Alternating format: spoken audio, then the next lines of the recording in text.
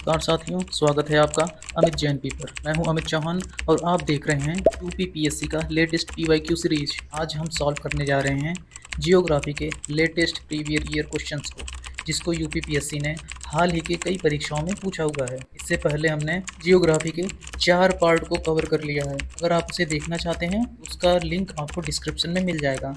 आज हम जियोग्राफी के लेटेस्ट पीवाईक्यू सीरीज में 5वें पार्ट को करने जा रहे हैं और ये जहाँ तक संभव होगा ये 5वां पार्ट अंतिम पार्ट होगा। इसी में सारा हम क्वेश्चन कवर कर लेंगे। जियोग्राफी की सीरीज थोड़ी लंबी हो गई है। क्या है कि इसमें इंडियन जियोग्राफी और वर्ल्ड जियोग्राफी दोनों मिक्स है, इस वजह से ये थोड़ा सा लंबा हो जा रहा है। तो चलिए शुरू करते हैं। अभिकथन और कारण वाला सवाल है। अभिकथन कह रहा है, द्वितीय विश्व युद्ध के दौरान खोजी गई जेट धाराएं ऊपरी वायुमंडल में चलने वाली पूर्वी तेज प्रवाही हवाएं हैं। पूर्वी तेज प्रवाही हवाएं, क्या ये पूर्वी हवाएं होती हैं? नहीं, यह तो पश्चिमी होती हैं। जो जेट धाराएं होती हैं वो पश्चिमी हवाएं होती हैं। यह पश्चिम से पूर्व की ओर बहती है तेजी से। तो इस हिसाब से हमारा पहला वाला जो अभिकथन है ये गलत हो जा रहा है। फिर कारण है, जेट जेट धाराओं का प्रवाह गति 300 से 500 किलोमीटर प्रति घंटा होती है। ये बात ठीक है, इनकी रफ्तार 300 से 500 किलोमीटर प्रति घंटे होती है। तो इस हिसाब से पहला वाला अभिकथन गलत है, फिर कारण सही दिया हुआ है। ऐसा कौन सा ऑप्शन में दिखाई दे रहा है? डी वाले में दिखाई दे रहा है। ए गलत है किंतु आर सही है, तो डी वाला ऑप्शन हमारा सही हो जा रहा है। इस सवाल को आयोग ने 2024 में पूछा हुआ है प्री के एग्जाम में। चलिए थोड़ा सा इसका बेसिक देख लेते हैं। जेट स्ट्रीम ये क्या होता है?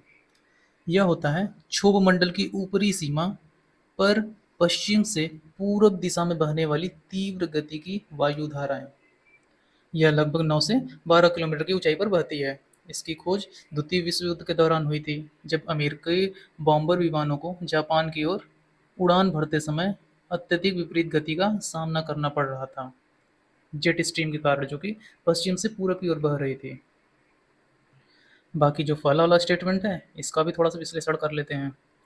दिशा में त्रुटि दी हुई है। जेट धाराएं सामान्य रूप से पश्चिमी हवाएं होती हैं, जो कि पश्चिम दिशा से पूर्व दिशा की ओर बहती है, और क्वेश्चन में दिया था पूर्वी हवाएं होती हैं, जो कि गलत है। यह ग्रीष्म काल में उष्णकटिबंधीय पूर्वी जेट स्ट्रीम बनती है। लेकिन जेट धाराओं की सामान्य और प्राथमिक पहचान पछुआ वायुधारा के रूप में होती है, जिसको पश्चिमी वायुधारा के नाम से भी जानते हैं। बाकी जो दूसरा वाला स्टेटमेंट है, मतलब जो कारण है, उसमें नॉर्मल गति बता रहा है। 150 से 300 किलोमीटर तो नॉर्मल चलता ही, और ठंडी के समय में 300 से 500 किलोमीटर घंटा तक पहुंच जाता है। इसलिए कारण तो सही है, लेकिन अभी कथन ही गलत दिया हुआ है। बढ़ते हैं आगे। फिर है, विपर्जय चक्रवात का संबंध किस सागर से है? विपर्जय यह अरब सागर में बनता है, भारत के बगल में। यह हमारे गुजरात को बहुत नुकसान पहुंचाता है, और इधर क्या नाम है, पाकिस्तान को भी नुकसान पहुंचाता है विपर्जय। यह सवाल आयोग ने 2023 वाले एग्जाम में पूछा हुआ है, एपीएस के एग्जाम में। चलिए थोड़ा सा इसके बारे में और देख लेते हैं। उष्णकटिबंधीय चक्रवात यह क्या होता है? कम दबाव वाले ऐसे तंत्र जो गर्म समुद्री जल के ऊपर बनते हैं और तटीय क्षेत्रों में भारी वर्षा व तेज हवाएं लाते हैं। और ये बिपरजॉय जो है, ये जून 2023 में आया था। यह एक अत्यंत गंभीर चक्रवाती तूफान था। तो देखिए, एक तरीके से ये 2023 में आया था, और 2023 में यह आयोग ने भी इस पर सवाल पूछ लिया। एक तरीके से ये करंट का सवाल बन जा रहा है जियोग्राफी में ही। फिर उसके बाद पहला वाला जो दिया है, विपर्जॉय चक्रवात की उत्पत्ति पूर्व मध्य सागर में हुई थी। इससे प्रभावित होने वाले क्षेत्र हैं गुजरात का कच्छ क्षेत्र, पाकिस्तान के तटीय इलाकों को गंभीर रूप से प्रभावित किया था। बाकी ये जो चक्रवात का नामकरण है इसके बारे में देख लेते हैं। बांग्लादेश द्वारा इसका नामकरण किया गया था, बिपरजॉय। इसका मतलब होता है बंगाली भाषा में आपदा। देखिए, लगभग 13 देश हैं जो चक्रवातों का नामकरण करते हैं। हिंद महासागर क्षेत्र के 13 देश बारी बारी से चक्रवातों का नामकरण करते हैं। ये सिस्टम है नामकरण करने का। विश्व मौसम विज्ञान संगठन और स्कैप के तहत हिंद महासागर के 13 देश जो है बारी बारी से चक्रवातों का नामकरण करते हैं। बढ़ते हैं आगे। पश्चिमी यूरोप की जलवायु के संबंध में निम्नलिखित कथनों पर विचार कीजिए। पहला कथन है, पश्चिमी यूरोप में सभी महीनों में वर्षा होती है। तो बिल्कुल जो पश्चिमी यूरोप है, यह पूरे साल पछुआ पवन के प्रभाव में पड़ता है रहता है। इस वजह से यहाँ पर हर महीने बारिश होती है। पहला वाला स्टेटमेंट सही दिया हुआ है। बाकी ये दूसरा जो है, पश्चिमी यूरोप पछुआ पवनों की पेटी के अंतर्गत स्थित है। हालांकि वही भी बात हमने की ना, यहाँ पछुआ पवन की पेटी के अंतर्गत आता है, इसीलिए तो यहाँ पे बारिश होती है। अगर ये अभिकथन कारण वाला भी होता तो भी दोनों सही होता। हालांकि यहाँ दो स्टेटमेंट वाला पूछ लिया है, तो भी दोनों ही सही है। मतलब कि सी वाला ऑप्शन सही हो जा रहा है। इसको आयोग ने 2024 में पूछा है, प्री के एग्जाम में। चलिए थोड़ा सा इसका बेसिक देख लेते हैं। ब्रिटिश तुल्य जलवायु, ब्रिटिश टाइप क्लाइमेट, यह पश्चिमी यूरोपीय प्रकार की जलवायु मध्य अक्षांशों, कितना अक्षांश है, 45 डिग्री से 65 डिग्री, उत्तर और दक्षिण दोनों साइड यह मिलता है। इसमें महाद्वीपों के पश्चिमी भागों में पाई जाती है। इसे पश्चिमी यूरोपीय जलवायु या फिर ब्रिटिश तुल्य जलवायु भी कहते हैं। पहला वाला जो स्टेटमेंट था, उसके बारे में कहा है, पछुआ पवनें जो हैं ये पश्चिमी यूरोप के 40 से 65 डिग्री उत्तरी अक्षांश के मध्य में स्थित है, जहाँ पर वर्ष भर पछुआ पवनें इसको प्रभावित करती हैं। ये हवाएं अटलांटिक महासागर से होकर आती हैं, इसलिए यह अत्यधिक नमी से भरी होती है। आर्द्रता यहाँ की ज़्यादा होती है। बाकी ये जो दूसरा वाला स्टेटमेंट है, वर्ष भर वर्षा होती है यहाँ पर। महासागर की ओर से आने वाली पछुआ पवनें और उत्तरी अटलांटिक गर्म धारा के निरंतर प्रभाव के कारण पश्चिमी यूरोप में वर्ष भर सभी महीने में वर्षा होती है। यद्यपि शीतकाल में चक्रवाती गतिविधियों के कारण वर्षा की मात्रा थोड़ी अधिक हो जाती है, लेकिन कोई भी महीना पूरी तरीके से शुष्क नहीं रहता। तो इसलिए दोनों स्टेटमेंट सही दिया हुआ है। बढ़ते हैं आगे। भूमध्य सागरीय जलवायु के संदर्भ में निम्नलिखित कथनों पर विचार कीजिए। फिर दो स्टेटमेंट दिया हुआ है। यहाँ शीत ऋतु में वर्षा होती है। यह बात सही है, यहाँ शीत ऋतु में वर्षा होती है। शीतकालीन अयनांत के कारण वायुदाब पेटियां दक्षिण की ओर खिसक जाती हैं। ये बात भी सही है। तो दोनों स्टेटमेंट सही दिया हुआ है। तो हमारा ए वाला ऑप्शन, एक और दो दोनों सही हो जा रहा है। यह सवाल भी आयोग ने 2024 में पूछा हुआ है, इसलिए इम्पोर्टेंट है, आगे भी पूछ सकता है। बढ़ते हैं आगे, इसका थोड़ा सा बेसिक देख लेते हैं। भूमध्य सागरीय जलवायु यह महाद्वीपों के पश्चिमी भागों में 30 डिग्री से 45 डिग्री उत्तर और दक्षिण दोनों अक्षांशों के बीच में पाई जाती है। इसकी सबसे प्रमुख पहचान है कि शुष्क ग्रीष्म काल में, मतलब जब गर्मियाँ पड़ती हैं उस समय, और आर्द्र शीतकाल में, मतलब कि ठंडी में भी यहाँ पे बरसात होती है। फिर पहला वाला जो स्टेटमेंट था, भूमध्य सागरीय प्रदेश में अधिकांश वर्षा शीत ऋतु सर्दियों में होता है। तो ग्रीष्म ऋतु में व्यापारिक हवाओं के प्रभाव में होने के कारण यह क्षेत्र शुष्क रहता है, जबकि शीत ऋतु में पछुआ पवनों के विस्तार के कारण यहाँ वर्षा होती है। मतलब गर्मी में बरसात नहीं होती है, ठंडी में बरसात होती है। ठीक है। फिर उसके बाद दूसरा कथन है, वायुदाब पेटियों का खिसकना, सूर्य के आभासी विस्थापन के कारण वायुदाब पेटियां भी उत्तर दक्षिण खिसकती रहती हैं। शीतकालीन अयनान के कारण जब सूर्य मकर रेखा पर सीधा चमकता है, तो भी वायुदाब पेटियां दक्षिण की ओर खिसक जाती हैं।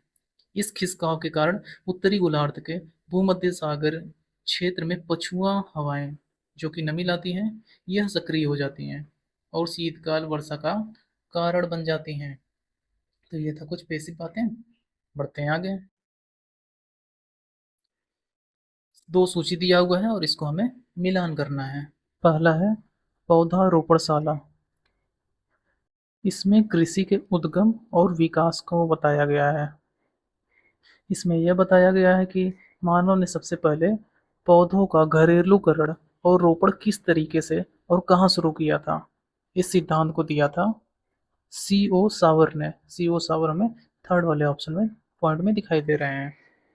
यह अमेरिका के थे। कहाँ के? अमेरिका के सी ओ सावर जी।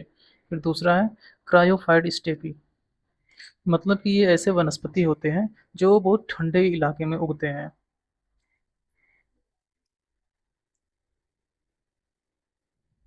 यह आर्कटिक टुंड्रा में पाए जाने वाला घास मैदानों को पारिस्थितिकी दृष्टि से क्रायोफाइट स्टेपी कहते हैं। तो ये कहाँ पर मिलता है? आर्कटिक टुंड्रा में, जो कि हमें फोर्थ वाले पॉइंट में दिखाई दे रहा है। तो बी का 4 हो गया। फिर है विश्व के पुष्पित क्षेत्र, इसका संबंध एडोल्फ एंगलर से है, जो कि हमें सेकंड वाले पॉइंट में दिखाई दे रहा है। ये जर्मनी के थे। कहाँ के थे? जर्मनी के। फिर लास्ट में है पुष्जता घास मैदान। तो एक ही ऑप्शन बचा है, फर्स्ट वाला हंगरी। तो हम सीधे जाकर हंगरी में मिला देंगे। यह घास का मैदान हंगरी में मिलता है। तो इस हिसाब से हमारा ए का थर्ड, बी का 4 इस ऑप्शन में दिखाई दे रहा है, बी में है और डी में, दोनों में है। हाँ, सी में भी है। उसके बाद सी का 2, सी में नहीं, 4 दिया हुआ है, बी में है और डी में है। उसके बाद सी का 2 हमें केवल ऑप्शन नंबर डी में दिखाई दे रहा है। तो डी वाला ऑप्शन हमारा सही हो जा रहा है, बाकी बी वाला एलिमिनेट हो गया। इस सवाल को आयोग ने 2024 में पूछा है, प्री के एग्जाम में। तो बढ़ते हैं आगे। यहाँ पर सही मैच किया हुआ है। पौधारोपणशाला सीओ सावर से क्रायोफाइट स्टेपी, ये आर्कटिक टुंड्रा क्षेत्र में उगने वाली वनस्पति है। और फिर विश्व के पुष्पित क्षेत्र, ये एडोल्फ एंगलर से संबंधित है। फिर लास्ट में पुष्जता घास का मैदान, जो कि हंगरी में स्थित है। बाकी का जो विकल्प है उसके बारे में हल्का फुल्का जानकारी दिया हुआ है। अमेरिकी भूगोलवेत्ता कार्ल ओ सावर, इन्होंने अपनी पुस्तक एग्रीकल्चर ओरिजिन्स एंड डिस्पेरल्स 1952 में पौधों के घरेलूकरण और सबसे पहली रोपणशालाओं का सिद्धांत प्रस्तुत किया था। फिर आगे है क्रायोफाइट स्टेपी, यह आर्कटिक टुंड्रा से संबंधित है। क्रायोफाइट ये वे वनस्पति होते हैं जो अत्यधिक ठंडे और बर्फीले वातावरण में उगते हैं। आर्कटिक टुंड्रा क्षेत्र में पाए जाने वाले घास मैदानों को पारिस्थितिकी दृष्टि से क्रायोफाइट स्टेपी कहा जाता है। विश्व के पुष्पित क्षेत्र, इसका संबंध है एडोल्फ एंगलर से। जर्मनी के वनस्पति शास्त्री एडोल्फ एंगलर, इन्होंने विश्व में पादप भूगोल और पौधों के विभिन्न पुष्पित क्षेत्रों राज्यों का वर्गीकरण किया था। फिर लास्ट में पुष्जता घास मैदान, जो कि हंगरी में पड़ता है। पुष्जता यह मध्य यूरोप के हंगरी देश में पाया जाने वाला प्रसिद्ध शीतोष्ण कटिबंधीय घास का मैदान है। पुष्जता क्या है? एक घास का मैदान है। बढ़ते हैं आगे। हुकर एवं थॉमसन ने सन 1867 में भारत को कितने वनस्पति क्षेत्रों में वर्गीकृत किया था? तो हुकर थॉमसन ने 8 क्षेत्रों में वर्गीकृत किया था। 8 क्षेत्र ऑप्शन नंबर बी में दिखाई दे रहा है। तो बी वाला ऑप्शन हमारा सही हो जा रहा है। इस सवाल को आयोग ने 2023 में पूछा हुआ है। चलिए इसका थोड़ा सा बेसिक देख लेते हैं। वनस्पति क्षेत्र क्या होता है? किसी भी क्षेत्र की भौगोलिक स्थिति, तापमान, वर्षा और मिट्टी के अनुसार वहाँ विशेष प्रकार के पेड़ पौधे उगते हैं। जब वैज्ञानिक पूरे देश को समान वनस्पति और जलवायु वाले हिस्से में बांटते हैं तो उसे वनस्पति क्षेत्र कहा जाता है। हुकर और थॉमसन का जो वर्गीकरण है, प्रसिद्ध वनस्पति शास्त्री जे.डी. हुकर और थॉमस थॉमसन, इन्होंने भारत के पादप भूगोल का अध्ययन करके संपूर्ण भारतीय उपमहाद्वीप को 8 प्रमुख वनस्पति क्षेत्रों में विभाजित किया है। यहाँ बताया ना, 8 प्रमुख वनस्पति क्षेत्र हैं। और ये क्या क्या है, चलिए आगे देखते हैं। पहला है पश्चिमी हिमालय, यह कुमाऊं से कश्मीर तक, यहाँ कोड़धारी वृक्ष मतलब कि देवदार, चीन, पाइन, ये सब पाए जाते हैं।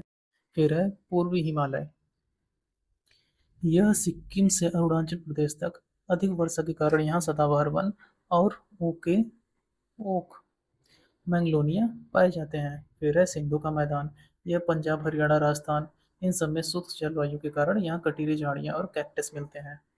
फिर है गंगा का मैदान, ये उत्तर प्रदेश, बिहार, पश्चिम बंगाल, जहाँ पर मानसूनी पतझड़ वन पाए जाते हैं, उस क्षेत्र का वर्गीकरण किया गया है। फिर अगला वर्गीकरण है मालाबार, भारत के पश्चिमी तट, केरल, कर्नाटक तट अत्यधिक वर्षा के कारण उष्णकटिबंधीय सदाबहार क्षेत्र में पाए जाते हैं। फिर है दक्कन का पठार, यह मध्य और दक्षिण भारत का प्रायद्वीपीय भाग है, यहाँ पर पतझड़ वन और शुष्क घास के मैदान पाए जाते हैं। फिर है असम क्षेत्र, उत्तर पूर्वी भारत अत्यधिक वर्षा के कारण घने सदाबहार वन और बांस की बहुलता यहाँ पर पाई जाती है। फिर लास्ट में है अंडमान और निकोबार। यह द्वीप समूह क्षेत्र जो है, यहाँ पर उष्णकटिबंधीय आर्द्रता, सदाबहार वन और मैंग्रोव जैसे वन पाए जाते हैं। तो ये था इसका आठवां वनस्पति क्षेत्र और उसकी कुछ विशेषताएं। बढ़ते हैं आगे। माउंट न्यूमैन निम्नलिखित में से किस खनिज के लिए प्रसिद्ध है? देखिए, जो माउंट न्यूमैन है ये ऑस्ट्रेलिया में पड़ता है और ये फेमस है लव अयस्क के लिए। लव अयस्क में सी वाले ऑप्शन में दिखाई दे रहा है, सी वाला ऑप्शन सही हो जा रहा है। इस सवाल को आयोग ने 2023 में पूछा हुआ है प्री के एग्जाम में। बढ़ते हैं आगे, थोड़ा सा इसका बेसिक पढ़ लेते हैं। माउंट न्यूमैन का परिचय।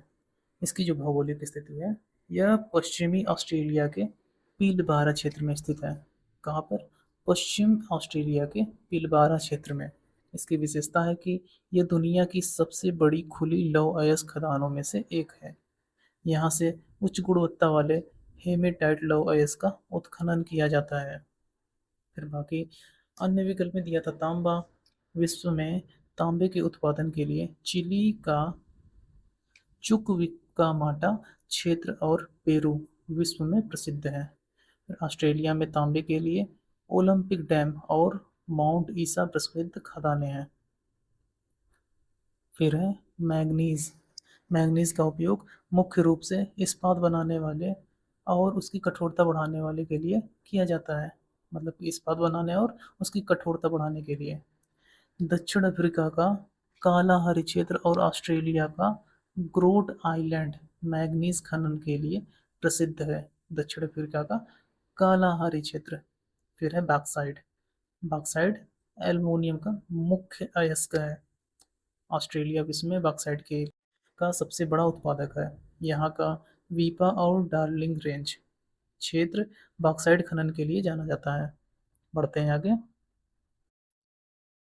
निम्न में से यूक्रेन का सबसे बड़ा कोयला उत्पादक केंद्र कौन सा है?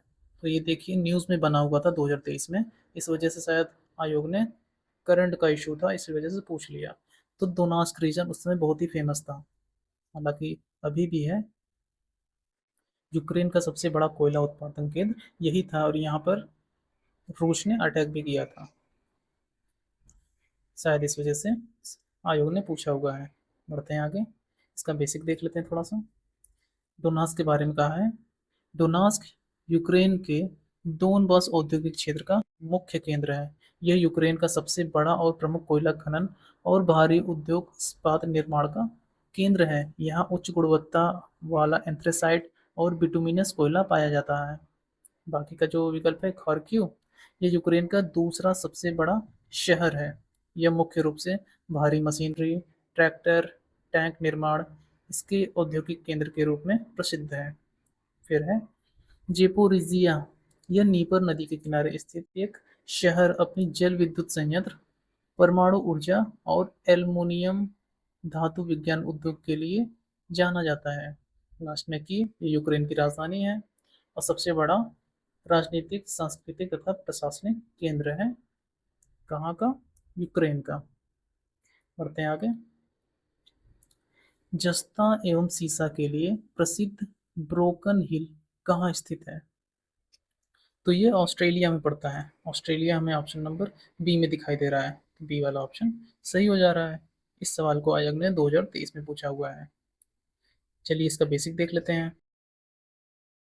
ब्रोकन हिल, इसका परिचय। ब्रोकन हिल ऑस्ट्रेलिया के न्यू साउथ वेल्स राज्य में स्थित एक प्रसिद्ध खनन शहर है। यहाँ की गजब बात है कि यहाँ पर जस्ता और सीसा प्रकृति में एक साथ पाए जाते हैं, इसलिए इन्हें जुड़वा खनिज कहा जाता है। ब्रोकन हिल दुनिया का सबसे बड़ा सीसा जस्ता अयस्क भंडारों में से एक के लिए जाना जाता है। बाकी का जो ऑप्शन है उसको देख लेते हैं। फ्रांस। फ्रांस अपने लौह अयस्क और बॉक्साइट खनन के लिए ऐतिहासिक रूप से जाना जाता है। बॉक्साइट शब्द का नाम भी फ्रांस के लेस बॉक्स गांव से पड़ा है। फिर है जर्मनी क्यों प्रसिद्ध है? जर्मनी का रूहर क्षेत्र और सारबेसी कोयला और इस्पात उद्योग के लिए पूरे विश्व में प्रसिद्ध है। फिर है टर्की। इसका अब नाम तुर्कीये भी हो गया है। तुर्कीये जो है विश्व में क्रोमाइट और बोरोन का प्रमुख उत्पादक देशों में से एक है। किसका? क्रोमाइट और बोरोन का। बढ़ते हैं आगे। निम्नलिखित युग्मों में से कौन सा सही सुमेलित नहीं है? एक तरफ देश और दूसरी तरफ तेल क्षेत्र का नाम दिया हुआ है। पहला है इराक। यह जुबैर, जुबैर जो है कि इराक में है, बिल्कुल सही है। फिर है धारन, धारन ये सऊदी अरब में है, ये भी ठीक है। हफ्तकेल यह ईरान में है, ये भी सही लिखा हुआ है।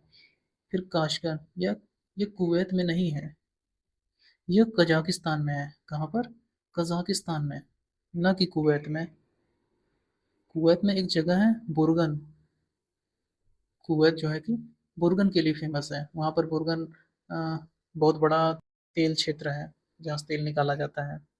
तो इस हिसाब से ये जो डी वाला ऑप्शन है यही गलत दिया हुआ, यही सही सम्मिलित नहीं है, बाकी सारे हैं। तो डी वाला ऑप्शन हमारा सही हो जा रहा है। इस क्वेश्चन को आयोग ने 2024 में प्री के में पूछा हुआ है। बढ़ते हैं आगे। ये बेसिक दिया हुआ है। कुवैत, काशगन गलत दिया हुआ है। काशगन एक विशाल तेल क्षेत्र कजाकिस्तान में कैस्पियन सागर क्षेत्र में स्थित है, न कि कुवैत में। कुवैत का मुख्य तेल क्षेत्र, कुवैत का सबसे बड़ा प्रसिद्ध तेल क्षेत्र बुर्गन है। अभी हमने बुर्गन की बात की थी, बुर्गन आ गया सामने।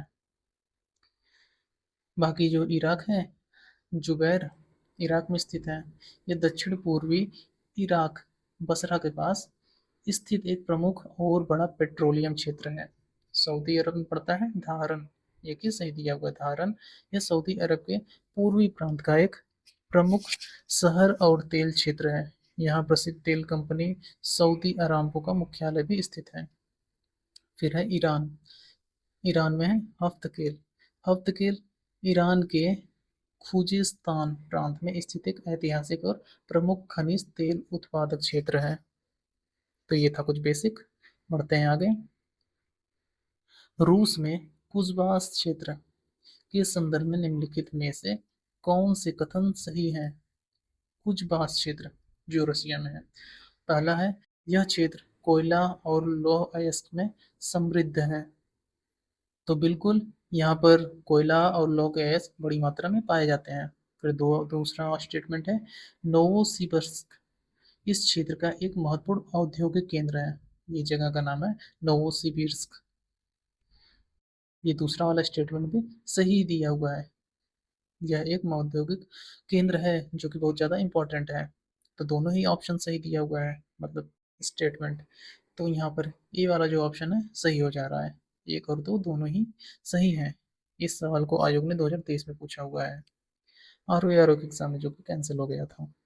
चलिए थोड़ा सा इसका भी बेसिक देख लेते हैं। कुजबास क्षेत्र का परिचय। कुजबास जो क्षेत्र है यह दक्षिण पश्चिम साइबेरिया, जो कि रूस में स्थित है, यहाँ का एक प्रमुख औद्योगिक और खनन क्षेत्र है। कुजबास, यहाँ पर बड़ी मात्रा में कोयला खनन होता है। इसके अलावा यहाँ पास के गुर्नाया सूरिया क्षेत्र से लौह अयस्क भी प्राप्त होता है, जिससे यह एक समृद्ध धातु कर्म केंद्र बनता है। फिर है नोवोसिबिर्स्क इस क्षेत्र का एक महत्वपूर्ण औद्योगिक केंद्र है, साइबेरिया क्षेत्र का सबसे बड़ा शहर है, और यह कुजबास औद्योगिक क्षेत्र का मुख्य प्रशासनिक, परिवहन और औद्योगिक केंद्र है। बढ़ते हैं आगे। देखिए बेसिक बहुत शॉर्ट शॉर्ट में है, जो ज़्यादा लंबा करेंगे तो फिर वीडियो ऑलरेडी बहुत लंबा हो जा रहा है और ज़्यादा लंबा हो जाएगा। फिर है निम्नलिखित में से कौन सा युग सही सुमेलित नहीं है? एक तरफ देश का नाम दिया हुआ है और दूसरी तरफ ये रुआला लैब्स कोरियन पुरान, ये सब जनजाति का नाम दिया हुआ है, और हमें इसको मैच करके बताना है कौन सा सही सुमेलित नहीं है। पहली जनजाति है रुआला। रुआला जो है ये अरब मरुस्थल में निवास करती है, पहला वाला बिल्कुल सही दिया हुआ है। फिर है लैब्स, ये स्वीडन और फिनलैंड में मिलते हैं, ये भी सही है। फिर है कोई कोरियाक, ये ये अलास्का में नहीं रहते हैं, ये अलास्का के पास रसिया वाले क्षेत्र में रहते हैं, न कि ये अलास्का का नाम लिया जा रहा था, ये यूएस का पार्ट हो गया है। लेकिन ये लोग रशिया में रहते हैं, रशिया के दूर इलाके में। तो इस हिसाब से सी वाला ऑप्शन गलत दिया हुआ है। बाकी ये पुनान ये बोर्नियो में निवास करते हैं, ये बिल्कुल सही दिया हुआ है। इस क्वेश्चन को आयोग ने 2023 में पूछा हुआ है।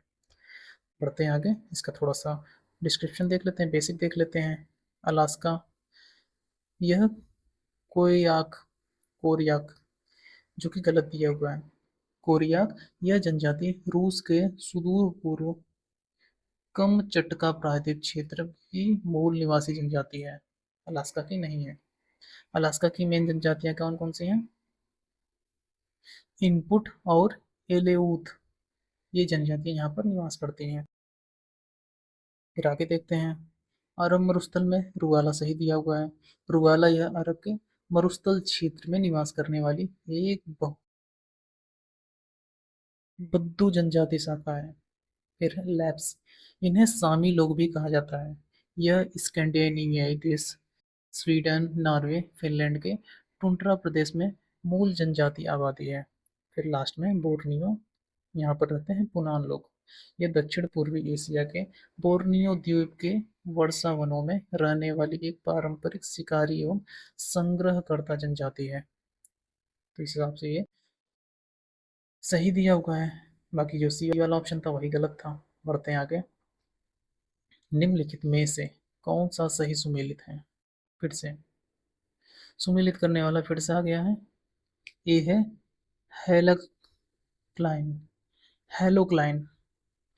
ये सब देखिए, महासागरों का जो परत होता है उसका नाम दिया हुआ है। गहराई जब जाते हैं, कौन सा क्षेत्र मतलब कौन सा परत का क्या क्या नाम दिया हुआ है, वहाँ वहाँ की क्या खासियत होती है, उन सभी को मिलाने के लिए दिया हुआ है। पहला है हेलोक्लाइन।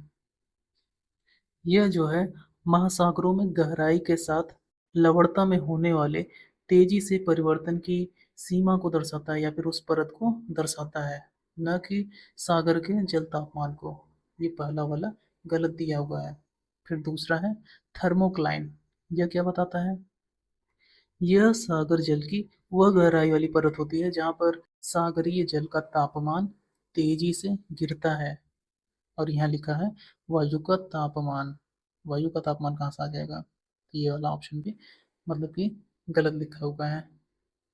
जल का तापमान होना चाहिए ना, वायु कहाँ से आ गया?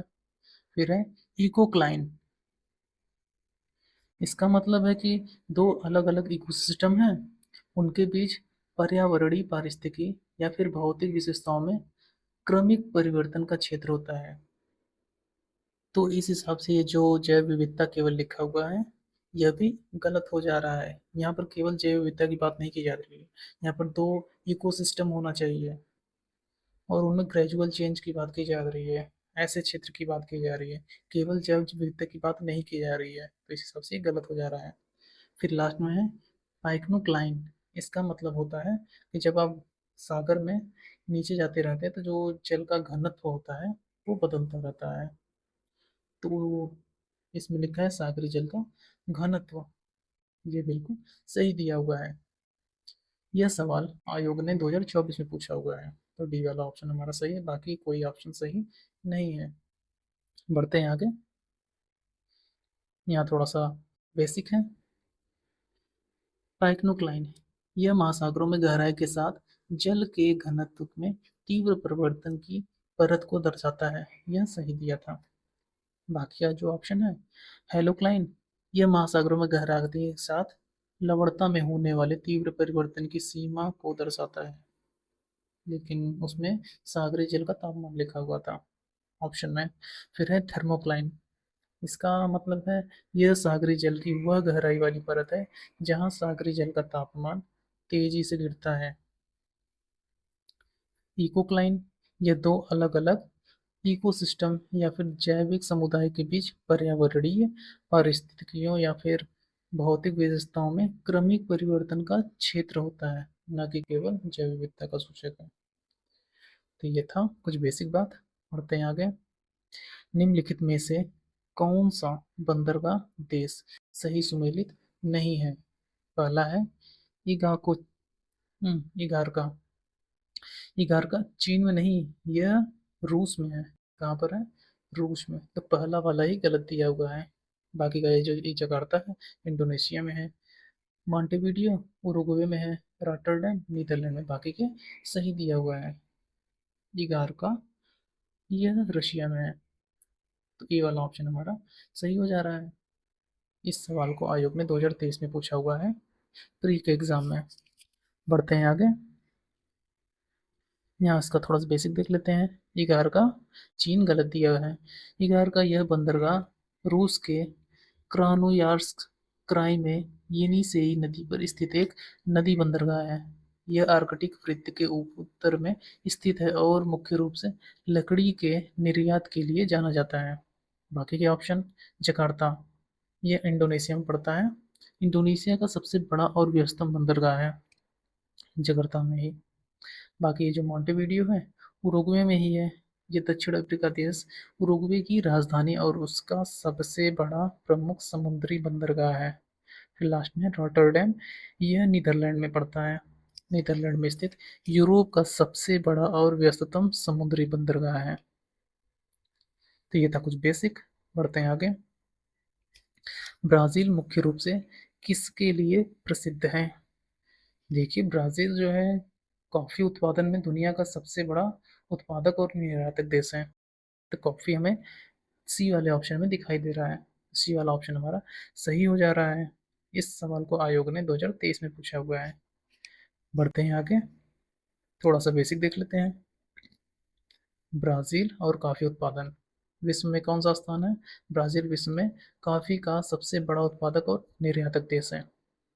फजेंडा, ब्राज़ील में कॉफ़ी के बड़े-बड़े बागानों को फ़जेंडा कहा जाता है। साओ पाउलो एवं संतोस, ब्राज़ील का साओ पाउलो शहर कॉफ़ी व्यापार का मुख्य केंद्र है और सांतोस बंदरगाह को विश्व का कॉफ़ी पोर्ट भी कहा जाता है। किसको? सांतोस को। फिर है गन्ना उत्पादन में कौन आगे है? ब्राज़ील गन्ने का भी एक प्रमुख उत्पादक देश है, लेकिन वैश्विक पहचान और आर्थिक इतिहास के संदर्भ में इसे ऐतिहासिक रूप से कॉफ़ी पत्र, कॉफ़ी का कटोरा के रूप में जाना जाता है या कॉफ़ी ही ज़्यादा होता है। क्वेश्चन में ब्राज़ील के संदर्भ में पूछा गया था। और कपास उत्पादन के मामले में, कपास उत्पादन में विश्व स्तर पर चीन सबसे ऊपर है, फिर भारत, अमेरिका प्रमुख स्थान पर रहते हैं। और गेहूँ उत्पादन में चाइना सबसे आगे है, फिर भारत, रूस, अमेरिका ये सब प्रेरी क्षेत्र में आते हैं। ब्राज़ील में मुख्य रूप से उष्णकटिबंधीय कृषि होती है। अमेरिका क्या है? प्रेरी क्षेत्र में आता है। बढ़ते हैं आगे। निम्न में से कौन से देश चीनी का उत्पादन गन्ना जैसे कच्चे माल से करता है? तो इन सभी में सबसे ज़्यादा फेमस है क्यूबा। तो क्यूबा हमारा सही हो जा रहा है। ऑप्शन नंबर बी हमारा सही हो जा रहा है। इस सवाल को आयोग ने 2023 में पूछा हुआ है। चलिए इसका थोड़ा सा बेसिक देख लेते हैं। गन्ना बनाम चुकंदर, विश्व में चीनी का उत्पादन मुख्य रूप से दो सोर्स से किया जाता है। में गन्ना से किया जाता है, चुकंदर से। चुकंदर से भी होता है क्या? तो बिल्कुल देखिए, चुकंदर से भी चीनी बनता है। ठंडे इलाकों में ज़्यादातर चुकंदर से चीनी बनाया जाता है, जैसे कि अमेरिका में, रूस में, यूरोपीय देशों में। वहाँ पर चुकंदर से बना लेते हैं, हमारे यहाँ गन्ना से बनाते हैं। बाकी क्यूबा जो है, क्यूबा एक उष्णकटिबंधीय कैरेबियाई द्वीपीय देश है जहाँ की जलवायु गन्ने की खेती के लिए अत्यंत अनुकूल है। गन्ने से अत्यधिक चीनी उत्पादन के कारण क्यूबा को ऐतिहासिक रूप से विश्व का चीनी का कटोरा भी कहा जाता है। Super bowl of the world किसे कहते हैं? क्यूबा को कहते हैं। बाकी ये जो ब्रिटेन, यूक्रेन और फ्रांस हैं, ये तीनों यूरोपीय शीतोष्ण क्षेत्र के देश हैं। इन देशों में ठंडी जलवायु के कारण गन्ने की उपज नहीं होती है, इसलिए यहाँ चीनी का उत्पादन चुकंदर से किया जाता है। तो ये था कुछ बेसिक फैक्ट। बढ़ते हैं आगे। फिलीपाइंस में नारियल एवं गन्ने की कृषि विकास का श्रेय किसको जाता है? तो इसमें देखिए, स्पेन और अमेरिकी का बहुत बड़ा योगदान था, जो कि हमें ऑप्शन नंबर सी में दिखाई दे रहा है, स्पेन और अमेरिकी वासियों का। तो सी वाला ऑप्शन हमारा सही हो जा रहा है। इस सवाल को आयोग ने 2023 में पूछा हुआ है प्री के एग्जाम में। चलिए इसका थोड़ा सा बैकग्राउंड देख लेते हैं। बेसिक दिया हुआ है। औपनिवेशिक इतिहास और कृषि विकास। स्पेनिश काल। फिलीपींस पर 300 से अधिक वर्षों तक स्पेन का शासन रहा था। स्पेन वासियों ने यहाँ बड़े पैमाने पर व्यावसायिक कृषि की शुरुआत की और नारियल तथा गन्ने का के बागान विकसित किए थे। और अमेरिकी काल। 1898 के बाद जब फिलीपींस पर अमेरिका का नियंत्रण हुआ, तो अमेरिकी प्रशासकों ने इन फसलों को आधुनिक उत्पादन, प्रसंस्करण और निर्यात अवसंरचना का विस्तार किया था। बाकी के ऑप्शन देख लेते हैं। ये जो हॉलैंड वासी थे, यह डच औपनिवेशिक शासक मुख्य रूप से इंडोनेशिया में था, जहां उन्होंने मसालों, रबर और चाय के रोकड़ कृषि को बढ़ावा दिया था। फिर है ब्रिटेनवासी। अंग्रेजों ने भारत और श्रीलंका में चाय तथा मलेशिया में रबड़ और पाम ऑयल की कृषि का विस्तार किया था। लास्ट में फ्रांसवासी। जर्म अ, फ्रांसीसी उपनिवेश मुख्यतः Indo China, Vietnam, Laos, Cambodia और पश्चिम अफ्रीका में थे, जहां उन्होंने रबर, चावल और कॉफी के बागान विकसित किए थे। किसने किए थे? फ्रांसवासियों ने। बढ़ते हैं आगे। आदिम निर्वहन कृषि पद्धति के संदर्भ में कौन सा जोड़ा सही है? आदिम निर्वहन कृषि पद्धति। एक तरफ कृषि पद्धति का नाम दिया हुआ है, दूसरी तरफ क्षेत्र का नाम दिया हुआ है। झूमिंग खेती पद्धति। यह दक्षिण पूर्व एशिया। देखिए, हमारे यहाँ भी झूमिंग खेती नाम देते हैं, भारत में भी मतलब। दक्षिण पूर्व में वियतनाम, म्यांमार, लाओस ये सब भी आ जाते हैं। तो ये झूमिंग सही लिखा हुआ है। फिर है मिल्पा। यह नाम मैक्सो में दिया गया है, तो यह बात भी सही है। दूसरा वाला ऑप्शन भी सही है। तीसरा है लदांग। ये श्रीलंका में बोला जाता है। नहीं, ये श्रीलंका में नहीं बोला जाता है। श्रीलंका में जो स्थानांतरित कृषि होती है, वहाँ पर बोला जाता है चेना। श्रीलंका में चेना बोलते हैं।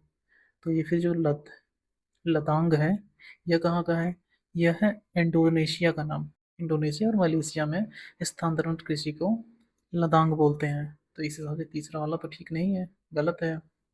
तो सही कौन कौन सा है? फर्स्ट वाला और सेकंड वाला। तो केवल एक और दो हमें ऑप्शन नंबर बी में दिखाई दे रहा है। तो ऑप्शन नंबर बी हमारा सही हो जा रहा है। इस सवाल को आयोग ने 2023 में पूछा हुआ है, आर के एग्जाम में। बढ़ते हैं आगे। यहाँ इसका बेसिक दिया हुआ है। स्थानांतरित कृषि। यह दुनिया की सबसे प्राचीन कृषि पद्धतियों में से एक है, जहां वनों को साफ करके और जलाकर खेती की जाती है। अलग अलग क्षेत्रों में इसे अलग अलग स्थानीय नामों से जाना जाता है। बाकी जो जो तीन है, झूमिंग दक्षिण पूर्व एशिया। दक्षिण पूर्व एशिया में झूमिंग खेती नाम दी जाती है। भारत के उत्तर पूर्वी राज्यों में इसे झूम कहा जाता है। लेकिन व्यापक वैश्विक भूगोल संदर्भ में संपूर्ण दक्षिण पूर्व एशिया, जैसे वियतनाम, म्यांमार, लाओस, इन सभी क्षेत्रों के कुछ हिस्सों में भी इस पद्धति के लिए झूम या इसके समान क्षेत्रीय शब्द प्रयोग किए जाते हैं, इसलिए इसे सही माना जा सकता है। बाकी का जो ऑप्शन है, मिल्पा, यह मैक्सिमम बोला जाता है। मैक्सिको तथा मध्य अमेरिका में स्थानांतरित कृषि को मिल्पा कहा जाता है। फिर है लदांग। यह इंडोनेशिया और मलेशिया की स्थानांतरित कृषि पद्धति है। श्रीलंका में स्थानांतरित कृषि को चेना नाम दिया जाता है। क्या नाम दिया जाता है? चेना, श्रीलंका में। बाकी ये जो कुछ एक्स्ट्रा इंपॉर्टेंट नाम दिया हुआ है, मैक्सिको में कहा जाता है मिल्पा, फिर इंडोनेशिया में लदांग, मलेशिया में भी, श्रीलंका में चेना, ब्राज़ील में रोका, वेनेजुएला में कोनुको, मध्य अफ्रीका में मसोले, वियतनाम में रे। तो ये कुछ एक्स्ट्रा फैक्ट है। बढ़ते हैं आगे। स्टेटमेंट और नीचे रीजन दिया हुआ है। अभिकथन कह रहा है कि अनाज वाली फसलों के साथ अंतराशयन के रूप में शामिल होने पर दलहनें पूरक फसल के रूप में कार्य करती है। तो बिल्कुल पहला वाला स्टेटमेंट एकदम सही दिया हुआ है। और कारण कह रहा है मूसला जल प्रणाली वाली दलहनें रेशेदार जल प्रणाली, जड़ प्रणाली वाले अनाजों की फसलों के साथ पोषक तत्व और नमी के लिए प्रतिस्पर्धा नहीं करती हैं। तो ये बात भी बिल्कुल ठीक है, लेकिन ये कारण सही नहीं बता रहा है। तो इस हिसाब से हमारा अभिकथन तो सही है, लेकिन कारण कारण भी सही है, लेकिन सही व्याख्या नहीं है। तो हमारा ऐसा बी वाले ऑप्शन में दिखाई दे रहा है। ए और आर दोनों सही हैं, किंतु आर ए की सही व्याख्या नहीं कर रहा है। बी वाला ऑप्शन हमारा सही हो जा रहा है। इस सवाल को आयोग ने 2023 में पूछा है, आर ओ आर ओ के प्री वाले एग्जाम में। बढ़ते हैं आगे, इसका बेसिक भी देख लेते हैं। स्टेटमेंट कहा था, जब अनाज की फसलों के साथ दलहनी फसलों को अंतराशयन के रूप में उगाया जाता है तो दलहनें पूरक फसल का काम करती हैं। हालांकि अभिकथन और कारण दोनों ठीक ही था। अब बात आती है रीजन अभिकथन की सही व्याख्या क्यों नहीं है। दलहन का अनाज के लिए पूरक बनने का प्राथमिक और मुख्य कारण उनकी जड़ों में पाए जाने वाले राइजोबियम जीवाणु द्वारा वायुमंडलीय नाइट्रोजन का स्थिरीकरण करना है, जिससे मृदा में नाइट्रोजन की कमी होती है और अनाज की फसल को पोषण मिलता है। जड़ों की अलग अलग गहराई केवल संस्थापन स्पर्धा को कम करती है, लेकिन दलहन को अनाज का पूरक बनाने का मूल कारण जैविक नाइट्रोजन स्थिरीकरण है। इसी कारण से दोनों कथन अलग अलग रूप से तो सही हैं, लेकिन एक दूसरे की व्याख्या के लिए ठीक नहीं है। बढ़ते हैं आगे। किस भारतीय खगोल शास्त्री को पॉलिश तथा रोमन सिद्धांतों की व्याख्या के कारण उन्हें सर्व सिद्धांत गुरु कहा जाता है? उन्हें सर्व सिद्धांत गुरु कहा जाता है। तो ये कहा जाता है वराहमिहिर को। किसको? वराहमिहिर को, जो कि हमें ऑप्शन नंबर सी में दिखाई दे रहे हैं। तो सी वाला ऑप्शन हमारा सही हो जा रहा है। वराहमिहिर ने इन्होंने अपने प्रसिद्ध ग्रंथ पंच सिद्धांतिका में 5 प्राचीन खगोल सिद्धांत का वर्णन किया था। इन 5 सिद्धांत में ग्रीक और रोमन परंपराओं से जुड़े पौलिश सिद्धांत तथा रोमन सिद्धांत मुख्य रूप से शामिल हैं। इन सिद्धांतों की विस्तृत व्याख्या और संकलन के कारण इन्हें सर्व सिद्धांत गुरु कहा गया है। सर्व सिद्धांत गुरु। इस सवाल को आयोग ने 2023 में पूछा हुआ है। बढ़ते हैं आगे। ये जो पंचसिद्धिका के 5 सिद्धांत हैं, उनके नाम है सूर्य सिद्धांत, पितामह सिद्धांत, वशिष्ठ सिद्धांत, पौलिश सिद्धांत और रोमक सिद्धांत। ये पंचसिद्धिका सिद्ध के 5 सिद्धांत हैं। ऐतिहासिक संदर्भ में प्राचीन खगोलीय परंपराओं में आर्यभट्ट के शिष्य लाडदेव को भी इन विदेशी सिद्धांतों पर टीका लिखने का श्रेय दिया जाता है, परंतु इस संदर्भ में मुख्य उत्तर वराहमिहिर ही माना जाएगा। बढ़ते हैं आगे। 2 सूची दिया हुआ है और हमें मिलान करके सही उत्तर का चयन करना है। पहला है गेड्रोसिया। ये देखिए प्राचीन ग्रीक नाम है। और दूसरी तरफ है प्रेजेंट टाइम में जो नाम है, जैसे हेरात, बलूचिस्तान, ये सब इस समय के नाम है, लेकिन पहले इसका नाम कुछ और था ग्रीक टाइम में। यहाँ पर ग्रीक नाम दिया हुआ है गेड्रोसिया। गेड्रोसिया बलूचिस्तान में पड़ता है, मतलब बलूचिस्तान का ही नाम था। तो हमें यह सेकंड वाले पॉइंट में दिखाई दे रहा है। बलूचिस्तान कहाँ पड़ता है? ये पाकिस्तान में पड़ता है, जो कि ईरान के तटीय क्षेत्र है। फिर है अराकोशिया। अराकोशिया पड़ता है अफगानिस्तान में। अफगानिस्तान तो दिया नहीं है, लेकिन कंधार दिया हुआ है, तो ये पड़ता है कंधार में। कहाँ है कंधार? अफगानिस्तान में। ये कंदहार लिखा हुआ है, कंधार होता है। फिर है एरिया। यह भी पड़ता है अफगानिस्तान में ही। अफगानिस्तान का हेरात जो है, एरिया हेरात, प्रेजेंट टाइम का नाम। ग्रीक नाम है एरिया। फिर है पारू पमीसादे। यह काबुल घाटी का नाम था, पारू पमीसादे। यह भी अफगानिस्तान में ही पड़ता है। तो इस हिसाब से फर्स्ट का 2, मतलब ए का 2 हमें केवल ऑप्शन नंबर सी में दिखाई दे रहा है, बाकी किसी में नहीं दिखाई दे रहा है, तो सबको हम एलिमिनेट कर दे रहे हैं। तो सी वाला आंसर ही निकल कर सामने आ जा रहा है। बाकी का भी मिला देते हैं। बी का 4, बी का 4, सी का 1, सी का 1, डी का 3, सारा ही सही मिला हुआ है। तो सी वाला ऑप्शन हमारा सही हो जा रहा है। इस सवाल को आयोग ने 2023 में पूछा हुआ है। पढ़ते हैं आगे। यहाँ देखिए सही से मिल करके लिखा हुआ है। गोदरेसियो ये बलूचिस्तान का नाम है। फिर अराकोशिया यह कांधार का नाम था। फिर एरिया यह हेरात का ग्रीक नाम था। फिर है पारोपमिसादे, यह काबुल घाटी का ग्रीक नाम था। और ये सब नाम कैसे क्यों पूछ रहा है? इसका बैकग्राउंड है 305 ईसा पूर्व में चंद्रगुप्त मौर्य और यूनानी शासक सेल्यूकस निकेटर, जो कि सिकंदर का सेनापति था, इनके बीच युद्ध हुआ था। इस युद्ध में सेल्यूकस की पराजय हुई थी और दोनों के बीच एक प्रसिद्ध संधि हुई थी। और संधि की क्या शर्तें थी? सेल्यूकस ने अपनी पुत्री, जिसका नाम हेलेना था, उसका विवाह चंद्रगुप्त से कर दिया। यह संधि की शर्तें हैं, शादी करना। और चंद्रगुप्त ने सेल्यूकस को 500 हाथी उपहार में दे दिए। सेल्यूकस ने 4 प्रमुख प्रांत चंद्रगुप्त मौर्य को सौंपे थे, जिनके प्राचीन ग्रीक नाम, आधुनिक क्षेत्र और देश पूछा हुआ है ये एग्जाम में, जो हमारे में इस वाले क्वेश्चन में पूछा हुआ था। जो सेल्यूकस ने 4 प्रांत चंद्रगुप्त मौर्य को गिफ्ट किया था, उसका इस समय प्रेजेंट में क्या नाम है? मिथा। इस संधि के बाद मौर्य साम्राज्य की सीमा हिंदू कुश पर्वत तक विस्तारित हो गई। सेल्यूकस ने अपना राजदूत मेगास्थनीज चंद्रगुप्त के दरबार में भेजा था, पाटलिपुत्र में, जिसने इंडिका पुस्तक लिखी है।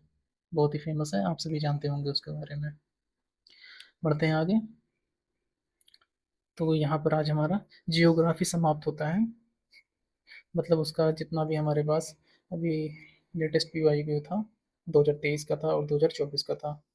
अब इसके बाद कलेक्शन अभी बन रहा है, 2025 वाला भी लाएंगे। उसके बाद 2026 वाला था, हालांकि अभी एग्ज़ाम हुआ नहीं है, दिसंबर में होगा। तो 2025 वाला भी इकट्ठा किया जा रहा है, उसके बाद जब हो जाएगा तो उसे भी लॉन्च कर दिया जाएगा।